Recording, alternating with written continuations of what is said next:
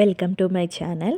ఈ పెసర్లు కొబ్బరి ముట్టీలు తయారు చేయడానికి మనం ముందుగా 1 నైట్ నానబెట్టుకున్న పెసర్లు, శనగలు, దాంతోపాటు కొంచెం మిర్చి అండ్ పచ్చి కొబ్బరి, ఎండు కొబ్బరి యూస్ చేయొద్దు, పచ్చి కొబ్బరి యూస్ చేయాలి.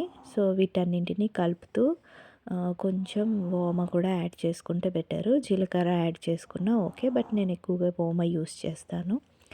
సో దానికి సరిపడా కొంచెం ఉప్పు, అలాగే కొంచెం పసుపు, వీటన్నింటిని యాడ్ చేసుకోవాలి.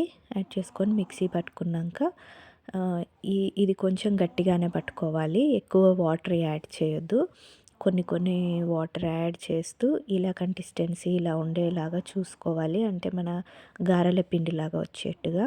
దీనిలోకి కొంచెం ఓమ, ఉల్లిపాయలు, కొత్తిమీర, కరివేపాకు అవైలబుల్గా ఉంటే యాడ్ చేసుకోవచ్చు.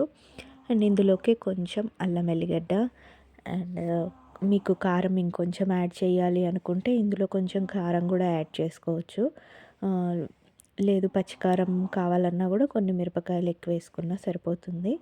కొంచెం సోడా యూస్ చేయాలి.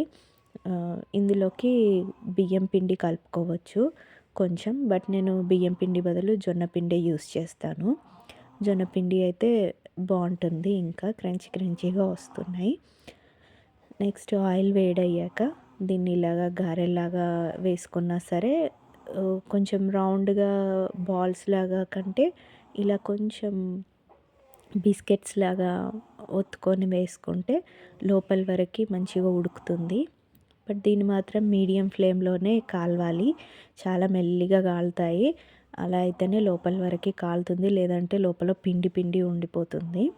సో మీడియం ఫ్లేమ్ మీద ఇలా గోల్డెన్ బ్రౌన్ కలర్ వచ్చేట్టు అంతేవరకు ఇలా గోలించుకుంటే బాగుంటుంది. ఇవి ఇలాగే స్నాక్స్ లాగా తీసుకున్నా బాగానే ఉంటుంది, లేదు ఇలా కర్రీ చేసుకున్నా కూడా చాలా బాగుంటుంది. సేమ్ మన మటన్ కీమా ముట్టీల కర్రీ లాగానే బాగుంది. అది కూడా నేను వీడియో మన ఛానల్లో అప్లోడ్ చేస్తాను, వాచ్ చేయండి. సో ఇలా పిల్లలకి ఈవినింగ్ టైంలో స్నాక్స్ టైప్ ఇచ్చినా బాగుంటుంది, హెల్దీ, చాలా బాగా టేస్ట్ ఉంటుంది. Thank you.